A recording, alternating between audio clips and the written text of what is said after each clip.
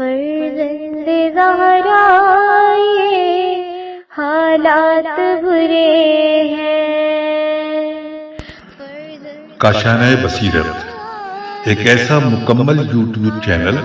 جس پر محروم بصارت کے لیے بالخصوص اور تمام افراد کے لیے بالعموم سینکڑوں کی تعداد میں اسلامی کتب دستیاب ہیں۔ لہذا گزارش ہے کہ آپ اپنی ذمہ داری نبھاتے ہوئے کاشانۂ بصیرت کو سبسکرائب کرنے کے ساتھ ساتھ بیل آئیکن کو پریس کیجیے تاکہ آپ علم کے حصول کے ساتھ ساتھ مذہب اہل بیت کی اشاعت میں بھی اہم کردار ادا کرتے رہیں۔ کاشانۂ بصیرت، کاشانۂ بصیرت، کاشانۂ بصیرت۔ فرزند زہرا یہ حالات برے ہیں۔ اعوذ باللہ من الشیطان اللعین الرجیم، بسم اللہ الرحمن الرحیم۔ السلام علیکم۔ کاشانۂ بصیرت کے یوٹیوب چینل سے آپ سے مخاطب ہوں، اور زیر مطالعہ کتاب جو ہے وہ اس کا نام ہے کلام امیر المومنین علیہ السلام، شرح نہج البلاغہ، جلد 4، ترجمہ زیر نگرانی مولانا سید شہنشاہ حسین نقوی، اور اس کی تالیف ہے آیت اللہ العظمیٰ ناصر مکارم شیرازی کی۔ اس کو پڑھتے ہوئے ہم خطبہ نمبر 91 کے 16ویں حصے پر پہنچ چکے ہیں۔ آئیے شروع کرتے ہیں۔ 16واں حصہ شروع ہو رہا ہے قد تخذوا ذل عرشی ذخیرۃ لیوم، یہاں سے شروع ہو رہا ہے اور ختم ہو رہا ہے فی قلوبہم عظامہ۔ ترجمہ: انہوں نے احتیاج کے دن کے لیے صاحب عرش کو اپنا ذخیرہ بنا رکھا ہے، جبکہ دوسرے لوگ مخلوقات کی طرف اپنی خواہشوں کو لے کر بڑھتے ہیں تو بس اسی سے لو لگا لیتے ہیں۔ وہ اس کی عبادت کی انتہا کو نہیں پہنچ سکتے۔ انہیں عبادت کا والہانہ شوق کسی اور طرف لے جانے کی بجائے ان کی قلبی امید و پہم کے انہی سرچشموں کی طرف لے جاتا ہے جن کے سوتے کبھی موقوف نہیں ہوتے۔ خوف کھانے کے اسباب ختم نہیں ہوئے کہ وہ اپنی کوششوں میں سستی کریں، اور نہ دنیا کے طمعوں نے انہیں جکڑ رکھا ہے کہ وہ دنیا کے لیے وقتی کوششوں کو اپنی جد و جہد پر ترجیح دیں، اور نہ انہوں نے اپنے سابقہ اعمال کو کبھی برا سمجھا ہے۔ اگر برا سمجھتے تو پھر امیدیں خوف خدا کے اندیشوں کو ان کے صفحۂ دل سے مٹا دیتی، اور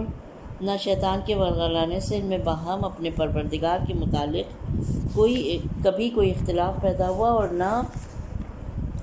ایک دوسرے سے کٹنے اور بگاڑ پیدا کرنے کی وجہ سے پراگندہ مغفرت متفرق ہوئے، اور نہ آپس میں حسد رکھنے کے سبب ان کے دلوں میں کینہ و بغض پیدا ہوا، اور نہ شکوک و شبہات میں پڑنے کی وجہ سے وہ تتر بتر ہوئے، اور نہ پست ہمتی نے ان پر کبھی قبضہ کیا۔ وہ ایمان کے پابند ہیں، انہیں اس کے بندھنوں سے کجی اور گردانی، سستی یا کاہلی نے کبھی نہیں چھڑایا۔ سطح آسمان پر کھال برابر بھی ایسی جگہ نہیں کہ جہاں کوئی سجدہ کرنے والا فرشتہ یا تیزی سے تگ و دو کرنے والا ملک نہ ہو۔ پروردگار کی اطاعت کے بڑھنے سے ان کے علم میں زیادتی ہی ہوتی رہتی ہے، اور ان کے دلوں میں اس کی عزت و جلالت بڑھتی ہی جاتی ہے۔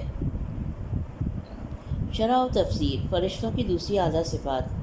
خطبے کے اس حصے میں امام فرشتوں کی کچھ دیگر صفات کا تذکرہ فرماتے ہیں۔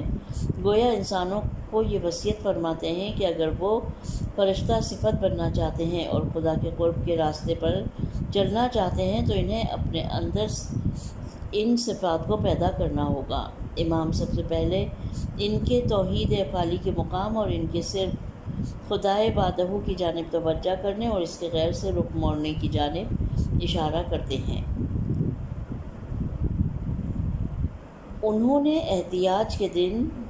خطبے کا حصہ ہے یہ پہلا پارٹ، یعنی خطبے کے 16ویں حصے کا پہلی لائن ہے اس کا ترجمہ۔ انہوں نے احتیاج کے دن کے لیے صاحب عرش کو اپنا ذخیرہ بنا رکھا ہے، اور جب دوسرے لوگ مخلوقات کی طرف اپنی خواہشوں کو لے کر بڑھتے ہیں تو یہ بس اسی سے لو لگاتے ہیں۔ یہاں پر لفظ استعمال ہوا ہے ذل عرش۔ ذل عرش خدا کی ایک صفت ہے جو اس کی ذات کی بے پناہ عظمت کی دلیل ہے، کیونکہ عرش کائنات کے موجودات میں برتر ترین خلقت ہے، اور یہ صفت اس آیہ شریفہ سے لی گئی ہے۔ ترجمہ: وہ صاحب عرش ہے اور اپنے بندوں میں سے جس پر چاہتا ہے روح القدس کا القاء کرتا ہے تاکہ سب کو روز حشر کی ملاقات سے ڈرائے۔ سورہ غافر کی آیت نمبر 15۔ ہاں، انہوں نے خداوند متعال کے سوا کسی سے دل کا رشتہ قائم نہیں کیا، اور وہ اس عالم ہستی میں اس کے سوا کسی اور کو خیر و برکت اور نجات کا سرچشمہ نہیں سمجھتے ہیں، اور با ایمان انسان جب تک اللہ کی معرفت کے سلسلے میں اس راہ کو نہ طے کرے کچھ حاصل نہیں کر پائیں گے۔ اس کے بعد لکھتے ہیں کہ ذخیرۃ لیوم فاقتہم کی تعبیر سے معلوم ہوتا ہے کہ روز قیامت فرشتے بھی حساب و کتاب اور سزا و جزا کے مرحلے سے گزریں گے۔ پھر امام فرماتے ہیں، ترجمہ: وہ اس کی عبادت کی انتہا کو نہیں پہنچ سکتے، انہیں عبادت کا بالہانہ شوق کسی اور طرف لے جانے کی بجائے ان کی قلبی امید و بیم کے بے یہ میم لکھا ہوا ہے یہاں پہ، امید و بیم کے انہی سرچشموں کی طرف امید و پہم مجھے تو لگتا ہے، ہو سکتا ہے کہ یہ پرنٹنگ کی کوئی غلطی ہو یا میرے لیے یہ ورڈ نیا ہو، بہرحال کہ انہی سرچشموں کی طرف لے جاتا ہے جس کے سوتے کبھی موقوف نہیں ہوتے۔ جی ہاں، انہیں اطاعت اور بندگی کا محرک ایک ایسے سرچشمے سے عطا ہوا ہے جو نہ ختم ہونے والا سرچشمہ ہے، اور وہ سرچشمہ خدا کے مقابل خوف اور امید ہے، جو کہ خدا کی معرفت کا محاسن ہے۔ یہ ابدی عرفان اور دائمی خوف و امید انہیں اس راستے سے وابستہ کیے رکھتا ہے۔ لہٰذا اگلے جملے میں تاکید فرماتے ہیں، ترجمہ: خوف کھانے کے وجوہ و اسباب ختم نہیں ہوئے کہ وہ اپنی کوششوں میں سستی کریں۔ پھر امام بعد کی دوسرے جملے کے ذریعے تکمیل فرماتے ہیں، اور نہ دنیا کی طمعوں نے انہیں جکڑ رکھا ہے کہ وہ دنیا کے لیے وقتی کوششوں کو اپنی جد و جہد پر ترجیح دیں، جو انسان کو خدا کی بندگی کی راہ میں کاہل کر دیتی ہے۔ وہ حرص و طمع کے چنگل میں پھنس جاتا ہے۔ جو چیز انسان کو خدا کی بندگی کی راہ میں کاہل کر دیتی ہے، وہ حرص و طمع کے چنگل میں پھنس جاتا ہے، جو کہ انسان کی تعمیری اور تخلیقی قوتوں کو اپنی جانب کھینچ لیتا ہے اور خدا کی اطاعت سے دور کر دیتا ہے۔ فرشتوں کی ایک اور صفت بیان کرتے ہیں، لکھتے ہیں، اور نہ انہوں نے اپنے سابقہ اعمال کو کبھی بڑا سمجھا ہے، اور اگر بڑا سمجھتے تو پھر امید خوف خدا کے اندیشوں کو ان کے صفائے دل سے مٹا دیتی۔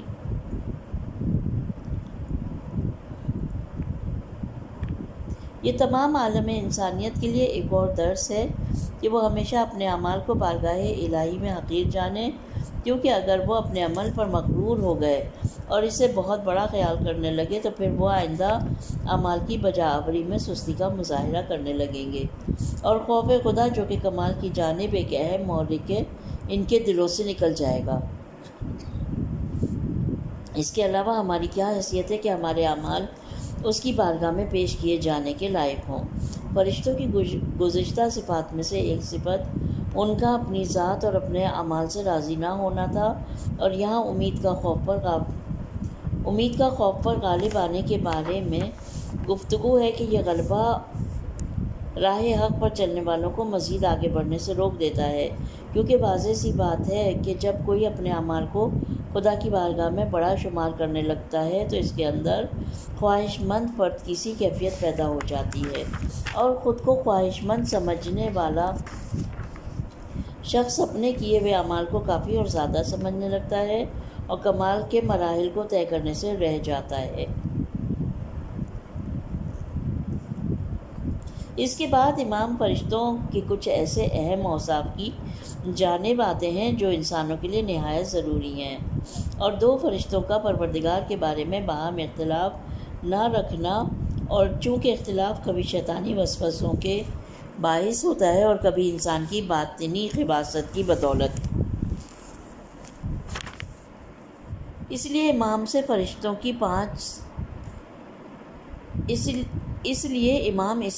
کی 5 صفات کے ضمن میں بیان فرماتے ہیں۔ سب سے پہلے امام بیرونی عامل کی جانب اشارہ کرتے ہوئے فرماتے ہیں، ترجمہ: اور نہ شیطان کے ورغلانے سے ان میں باہم اپنے پروردگار کے متعلق کبھی کوئی اختلاف پیدا ہوا۔ یہ کلام تمام انسانوں کے لیے ایک واضح پیغام ہے کہ تمام ادیان عالم اور مذاہب کے درمیان اختلاف کا سرچشمہ دوسرے تمام سرچشموں سے پہلے شیطانی وسوسے ہیں، کیونکہ اختلاف بالخصوص اگر عقائد کے متعلق ہو، جنگ و جدال اور انارکی کا سرچشمہ ہوگا اور انسان کی سعادت اور عاقبت کو تباہ و برباد کر دے گا۔ اس کے بعد کی توصیف میں امام اندرونی عوامل اور ذاتی اخلاقی اور رذائل اخلاقی جو اختلافات کا سبب بنتے ہیں ان کا تذکرہ فرماتے ہیں۔ ترجمہ ہے وہ یہ کہ ایک دوسرے سے بدگمانی اور غلط خیالات نے ان کے درمیان بگاڑ نہیں پیدا کیا، اور نہ اندرونی حسد اور رقابت کی آگ ان پر غالب آ سکی، اور نہ شک و تردد نے انہیں منتشر کیا ہے، اور نہ خیالات و افکار کا فرق ان کے اجتماع کو برہم کر سکا ہے۔ اگر افراد آپس میں ایک دوسرے کی بابت خوشگمانی اور احترام رکھیں اور آپس میں محبت آمیز گفتگو کریں تو بہت سے ایسے اختلافات جو بدسلوکی کی وجہ سے پیدا ہوتے ہیں ختم ہو جائیں، اور اگر ایک دوسرے کی نسبت دل میں حسد نہ رکھیں تو اختلاف کا ایک اور اہم سبب جڑ سے اکھڑ جائے گا، اور اگر مختلف مسائل میں شک اور تردد کو خود سے دور کر کے علم و آگاہی کے ساتھ ان مسائل کو حل کرنے کی کوشش کی جائے تو یقینی طور پر اختلافات بہت حد تک کم ہو جائیں گے۔ اگر ایک دوسرے کے خیالات، افکار اور طرز زندگی کے اختلاف میں تحمل اور ضبط و برداشت کا مظاہرہ کیا جائے تو پھر بھی جدائی اور اختلاف کم ہو جائے گا، کیونکہ خدا نے انسانوں کو ایک دوسرے سے مختلف مزاج و فطرت کے ساتھ خلق کیا ہے، اور اگر کوئی شخص اپنے ذوق اور خواہش کو دوسروں پر مسلط کرنا چاہے تو یقینی طور پر پورے عالم انسانیت میں ایسے 2 افراد بھی نہیں ملیں گے جو ایک دوسرے کے ساتھ مکمل طور پر مشترک زندگی گزارتے ہوں۔ یہ بات صحیح ہے کہ فرشتے ان شہوات سے عاری ہیں جو کہ انسان کا خاصہ ہیں، اور گناہوں کے بہت سے عوامل ان میں نہیں پائے جاتے ہیں، لیکن بہرحال وہ با اختیار ہیں، عقل و شعور، حب ذات کے حامل ہیں اور گناہ اور رب کی نافرمانی کرنے پر قادر ہیں، لیکن ان سب عوامل کے باوجود معرفت الہی گناہوں سے مانع ہے، کیونکہ اگر گناہ اور عصیان ان کے لیے ناممکن ہوتا تو پھر وہ ان تمام تعریفوں اور ستائشوں اور انسانوں کے لیے نمونہ عمل ہونے کے سزاوار نہیں ہوتے۔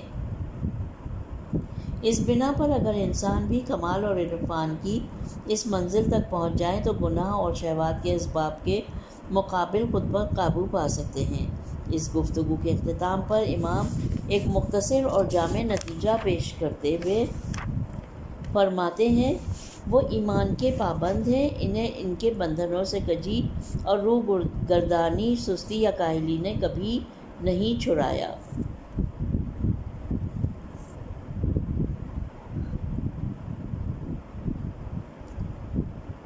یہ میں نے ترجمہ پڑھا ہے، اور یہاں پر اس عربی کی جو عبارت لکھی ہوئی ہے اس میں ایک لفظ استعمال ہوا ہے اسرا، اسیر اور بختہ، متعدد پھندوں والی رسی کی تعبیر ان کے مضبوط اور مستحکم ایمان کی جانب اشارہ ہے، اور پروردگار کی معرفت کے سمندر میں اس طرح ڈوبے ہوئے ہیں اور اس کی پاک ذات کے سامنے سرتاپا تسلیم و رضا ہیں کہ گویا انہوں نے اپنی گردنیں ایمان کی مضبوط رسی سے باندھ رکھی ہیں، اور کوئی چیز بھی اس رسی کو ان کی گردنوں سے چھڑا نہیں سکتی، اور اگر انسان بھی اسی طرح خدا کے فرمان اور مطیع ہوں اور ایمان کے پابند ہوں تو گناہ کے عوامل ہرگز ان کے وجود میں گھر نہیں کر پائیں گے۔ امام یہاں اس حصے کے اختتام پر ایک اور نقطہ بیان فرماتے ہوئے فرشتوں کی کثرت اور ان کی معرفت کی عظمت کو بیان فرماتے ہیں اور ان کے اوصاف سے متعلق اپنی گفتگو کو یہیں پر ختم کرتے ہیں۔ چنانچہ فرماتے ہیں، ترجمہ پڑھ رہی ہوں میں، سطح آسمان پر کھال برابر بھی ایسی جگہ نہیں کہ جہاں کوئی سجدہ کرنے والا فرشتہ یا تیزی سے تفودو کرنے والا ملک نہ ہو۔ پروردگار کی اطاعت کے بڑھنے سے ان کے علم میں زیادتی ہی ہوتی رہتی ہے، ان کے دلوں میں اس کی عزت و جلالت بڑھتی ہی جاتی ہے۔ یہ تعبیر ایک جانب اشارہ کر رہی ہے، یہ بتا رہی ہے کہ فرشتوں کی تعداد کتنی زیادہ اور پھیلی ہوئی ہے، اتنی زیادہ کہ تمام آسمان ان سے بھرے ہوئے ہیں، خواہ وہ فرشتے جو خدا کے فرمان کے تحت کائنات کا نظام چلانے پر مامور ہوں، یا وہ فرشتے جن کا کام ہمیشہ پروردگار کی عبادت و بندگی کرتے رہنا ہے۔ دوسری جانب طولانی اطاعت کے سبب فرشتوں کے دونوں گروہوں کے علم و معرفت میں روز بروز اضافہ ہوتا چلا جا رہا ہے، اور وہ خدا کی عظمت سے مزید آشنا ہوتے جاتے ہیں۔ یہ انسانوں کے لیے ایک اور درس ہے کہ وہ جان لیں کہ تقویٰ اور اطاعت علم و معرفت کی فضولی پروردگار کی صفات جمالیہ اور جلالیہ سے مزید آشنا ہونے کا باعث ہے، اور در حقیقت یہ دونوں امور متقابل تاثیر رکھتے ہیں۔ معرفت جتنی زیادہ ہوگی اتنا ہی اطاعت میں اضافہ ہوگا، اور اطاعت جتنی زیادہ ہوگی علم و عرفان اتنا ہی عمیق ہو جائے گا۔ حضرت امام جعفر صادق علیہ السلام کی ایک حدیث میں ہم پڑھتے ہیں کہ کسی نے آپ سے پوچھا کہ فرشتوں کی تعداد زیادہ ہے یا انسانوں کی تعداد؟ امام نے اس کے جواب میں فرمایا، ترجمہ، اس ذات کی قسم جس کے دست قدرت میں میری جان ہے، آسمانوں پر خدا کے فرشتوں کی تعداد زمین پر خاک ذرات کی تعداد سے کہیں زیادہ ہے، اور تمام آسمانوں پر ایک قدم رکھنے کی بھی ایسی جگہ موجود نہیں ہے جہاں کوئی فرشتہ خدا کی تسبیح و تقدیس نہ کر رہا ہو۔ نقطہ، یہاں پر ہیڈنگ ہے پھر انسان اور فرشتے۔ اس خطبے میں امام نے فرشتوں کی صفات کو بہت تفصیلی طور پر بیان فرمایا ہے۔ یقینی طور پر امام کے پیش نظر کوئی اہم ہدف ہے جس کی خاطر وہ ان صفات کے تمام اجزاء و نکات کی تشریح کر رہے ہیں، اور معلوم یہ ہوتا ہے کہ امام کا اصل ہدف دو چیزیں ہیں۔ پہلی چیز وہی ہے کہ جس کی خاطر امام نے یہ خطبہ ارشاد فرمایا، یعنی تشبیہ اور تعطیل جیسی ہر قسم کی شرک آلود فکر سے پاک صفات الہی کی معرفت۔ دوسری چیز یہ کہ امام کا مقصد یہ بھی تھا کہ انسانوں کو فرشتوں کی صفات کو اپنانے کی طرف راغب کریں، اور ایسے فرشتے جو ہمیشہ اپنے متعین کام میں مشغول رہتے ہیں، ہمیشہ بارگاہ الہی میں سر جھکائے ہوئے جس کے حکم کے منتظر ہیں، نہ اپنے کام سے تھکتے ہیں،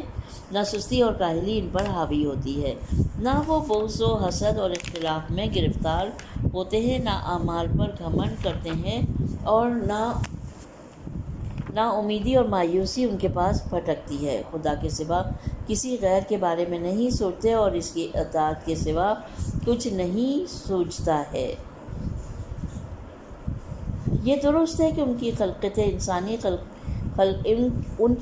انسانی خلقت سے بہت مختلف ہے، وہ صرف عقل کی تابع ہے، جبکہ انسانوں پر عقل اور شہوت دونوں حاکم ہیں۔ لیکن جس طرح حیوانی اور عقلی معجون کا مرکب یہ انسان درندہ حیوانات کی حد سے نکل سکتا ہے اور بلکہ اس سے زیادہ نیچے گر سکتا ہے، اسی طرح اس میں یہ صلاحیت بھی ہے کہ اس بلندی کو چھوئے جس پر ملائکہ بھی فخر کرے، بلکہ وہ اس ملکوتی پرواز میں ان سے بھی کہیں زیادہ آگے نکل جائے اور وہاں پہنچ جائے جہاں خدا کے سوا کوئی بھی دکھائی نہ دے۔ اور دوسری طرف تمام عالم کائنات میں فرشتوں کی موجودگی اس طرح کے وسیع کائنات میں قدم رکھنے کی بھی جگہ خالی نہ ہو سے آگاہی اس پورے جہان میں پروردگار عالم کی تدبیر و انتظام کا پتہ دیتی ہے، اور اس میں ہر ایک اہم تربیتی نقطہ بھی اور اس میں ایک اہم تربیتی نکتہ بھی پوشیدہ ہے جو کہ باخبر افراد سے پوشیدہ نہیں ہے۔ ایک اور جانب سے ان اوصاف میں انسانوں کے لیے ایک اہم پیغام بھی ہے کہ اگر نماز پڑھتے ہیں یا اپنے رب کے ساتھ راز و نیاز کرتے ہیں یا رات کی تاریکی میں اس کی عبادت کی خاطر بیدار ہوتے ہیں تو اپنے اعمال پر مغرور نہ ہوں اور انہیں زیادہ مت سمجھیں اور اپنے ذہن میں اس شیطانی سوچ کو پنپنے نہ دیں کہ خدا کو ان کی عبادت کی ضرورت تھی، کیونکہ اگر بفرض محال خدا بے نیاز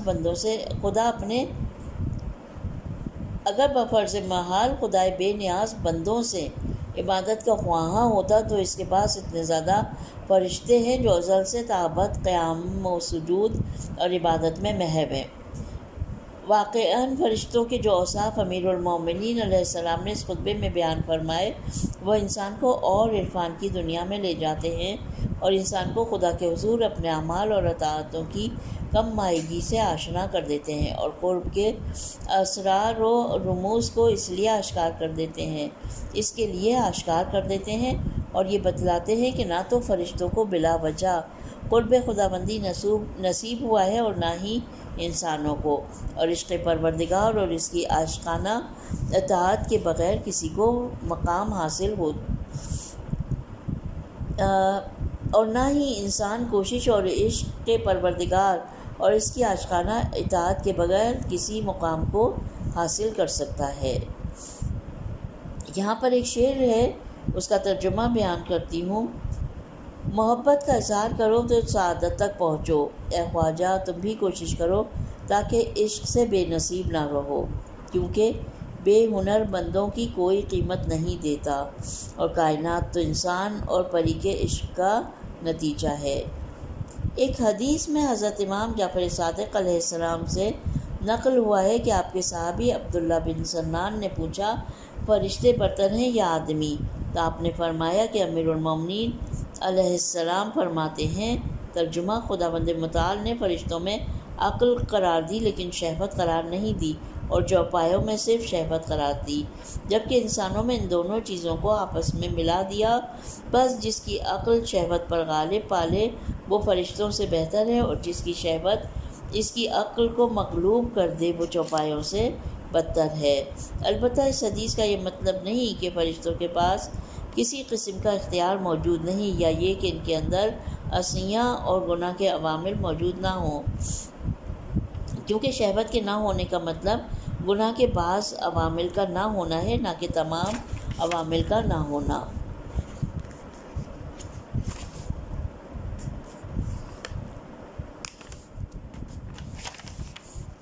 اب یہاں پر 16واں حصہ ختم ہو جاتا ہے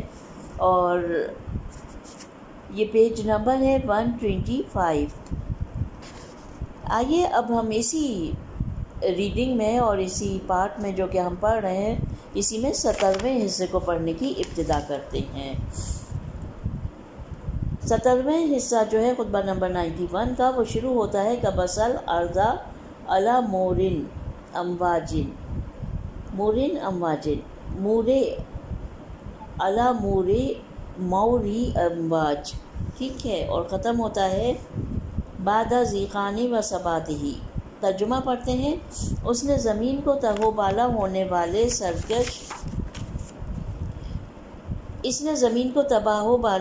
تہو بالا ہونے والی سرکش موجوں اور پانی سے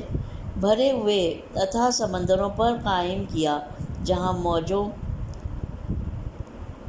موجیں موجوں سے ٹکرا کر تھپیڑے سے کھاتی تھیں اور لہریں لہروں کو دھکیل کر گونج اٹھتی تھیں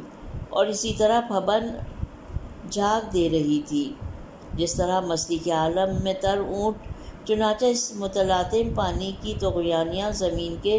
بھاری بوجھ کی وجہ سے فرو ہو گئیں اور جب اس نے اپنا سینہ اس پر ٹیک کر اسے روندا تو سارا جوش و خروش ٹھنڈا پڑ گیا اور اپنے شانے ٹکا کر اس پر لوٹی تو وہ ذلتوں اور خواریوں کے ساتھ رام ہو گیا۔ کہاں تو اس کی موجیں دندنا رہی تھیں کہ اب عاجز و بے بس ہو کر تھم گیا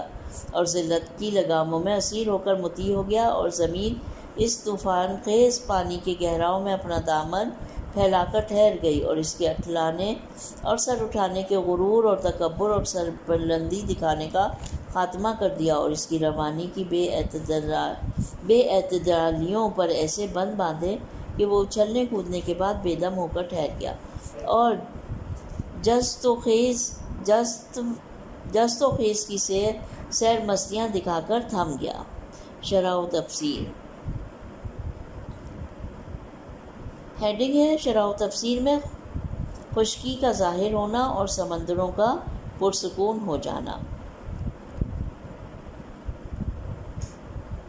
نہج البلاغہ کے پہلے خطبے میں ہم نے پڑھا کہ امام نے زمین کی خلقت کی تفصیل بیان کرتے ہوئے فرمایا، خدا نے سب سے پہلے پانی کو خلق کیا جس کی موجیں متلاطم اور بکھری ہوئی تھیں، اور اسے تند و تیز ہوا پر لادا، پھر ہوا کے شدید طوفان اور تلاطم خیز موجوں کو آپس میں ملا دیا، جس کے نتیجے میں پانی کے اوپر جھاگ نمودار ہوا، اور اس عظیم جھاگ کے ذخیرے میں سے زمین و آسمان کی خلقت ہوئی۔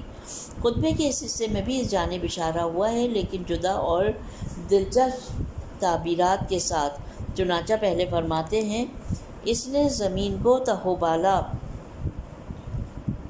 ہونے والی سرکش موجوں اور پانی سے بھرے ہوئے اتھاہ سمندر کے اوپر قائم کیا۔ اس کے بعد آگے لکھتے ہیں، جہاں موجیں موجوں سے ٹکرا کر تھپیڑے کھاتی تھیں اور لہریں لہروں کو دھکیل کر گونج اٹھتی تھیں، اور اسی طرح پون جھاگ دے رہی تھی جس طرح مستی کے عالم میں نر اونٹ۔ البتہ دنیا کی خلقت سے پہلے، جب نہ پانی تھا، نہ سمندر، نہ جھاگ اور نہ روز و شب کے امور کے لیے موج، دریا، جھاگ اور ان جیسی تعبیرات محض تشبیہات ہیں، جن کے ذریعے ان واقعات کا خاکہ ہمارے ذہن میں مجسم ہو جاتا ہے۔ ممکن ہے یہ تعبیرات اس پگھلے ہوئے مادے کی طرف اشارہ ہوں جو خلقت کے آغاز سے موجود تھا اور عظیم دھماکوں کے زیر اثر موجزن تھا، اور دوسرے مواد کے ساتھ ٹکرا رہا تھا۔ اس مواد کا ایک بڑا حصہ جھاگوں کی شکل میں اس پگھلے ہوئے اور پھیلے ہوئے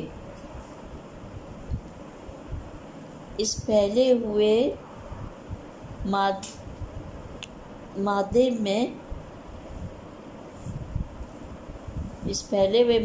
میں کے ساتھ نمودار ہو گیا، اور اندرونی حرکات یا اندرونی دھماکوں جن کے بارے میں صرف خدا جانتا ہے کے نتیجے میں فضا میں بکھر گیا، اور اس کے نتیجے میں زمین، سیارے اور ستارے وجود میں آئے۔ پھر امام دنیا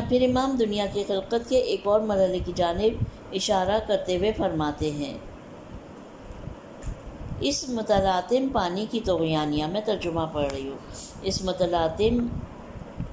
پانی کی طغیانیہ زمین کے بھاری بوجھ کی وجہ سے فروغ ہو گئیں، اور جب اس نے اپنا سینہ اس پر ٹیک کر اسے روندا تو سارا جوش و خروش ٹھنڈا پڑ گیا، اور اپنے شانے ٹکا کر اس پر لوٹی تو وہ ذلتوں اور خواریوں کے ساتھ رام ہو گیا۔ اس کے بعد آگے فرماتے ہیں، کہاں تو اس کی موجیں دندنا رہی تھیں کہ اب عاجز و بے بس ہو کر تھم گیا، اور گھوڑے کی مانند ذلت کی لگاموں میں اسیر ہو کر مطیع ہو گیا۔ ان تعبیرات سے یہ معلوم ہوتا ہے کہ پگھلے ہوئے سب سے پہلے مادے پر زمین اور دوسرے آسمانی سیاروں کی پیدائش اس مادے کے پرسکون ہو جانے کا سبب بنی، اور یوں اس کا جوش و خروش جھاگ کی مانند ختم ہو گیا۔ یہ احتمال بھی موجود ہے کہ ان تعبیرات سے مراد زمین کی پیدائش کے آغاز پر ہونے والی وہ طوفانی بارشیں ہوں جنہوں نے بہت سے موجزن سمندروں کو تشکیل دیا، لیکن اس کی بپھری ہوئی موجیں زمین کی ثقلی قوت کے باعث بتدریج خاموش ہو گئی۔ پھر سمندروں کی سطح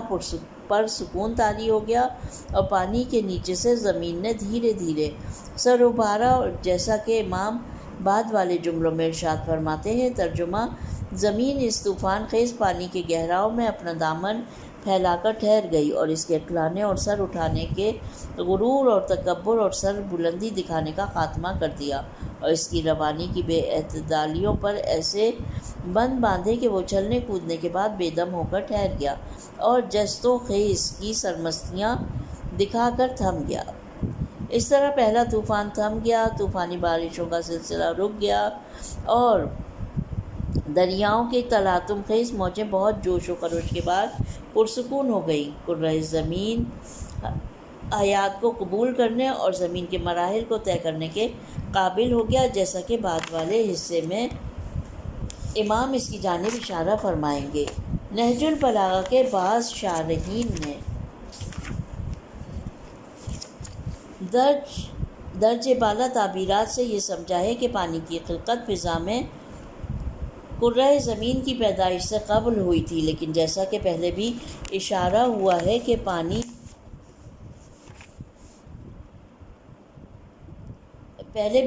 ہوا کہ لفظ پانی اس پگھلے ہوئے سیال مادے کی جانب اشارہ ہے جو آسمان اور زمین کی پیدائش سے قبل موجود تھا اور اس کے اندر زمین سمیت سارے سیارے وجود میں آئے۔ اچھا، یہاں پر کچھ الفاظ کے معنی ہیں اور بہت باریک لکھائی میں لکھے ہوئے، یہ جہاں تک مجھے اگر کچھ سمجھ میں آتا ہے تو میں آپ کے گوشے گزار کرتی ہوں اور اس کو پڑھ دیتی ہوں۔ یہاں پر لفظ ہے غلو، غلو کے مادے سے ہے جو کہ زیادتی، بلند پروازی اور حد سے گزر جانے کے معنی میں آتا ہے۔ کام، کاف عین میم کے مادے سے ہے جو کہ مشق اور اس جیسی چیز کا منہ بند کرنے کے معنی میں ہے۔ خدا کسی بھی چیز کو محدود اور کسی بھی چیز کو محدود کرنے پر اس کا اطلاق ہوتا ہے۔ کچھ اور بھی ہیں جو ورڈز لکھے ہوئے ہیں ان کے میننگ، لیکن وہ ایک تو ڈم بہت ہے اور دوسرا اتنی باریک لکھائی ہے کہ میرے لیے ممکن نہیں ہے کہ میں اس کو پڑھ سکوں۔ یہاں پر 17واں حصہ ختم ہو جاتا ہے اور 18واں حصہ شروع ہوتا ہے، اور انشاءاللہ ہم یہیں پر اپنی ریڈنگ کو ختم کرتے ہیں اور انشاءاللہ 18واں حصہ ہم اپنی اگلی ریڈنگ میں پڑھیں گے انشاءاللہ۔ پروردگار عالم سے دعا ہے کہ وہ ہماری اس کوشش کو اپنی بارگاہ میں قبول اور مقبول فرمائے۔ ربنا تقبل منا انک انت السمیع العلیم۔ اپنا بہت خیال رکھیے۔ جلد ہی ہم 18ویں حصے کو پڑھیں گے انشاءاللہ۔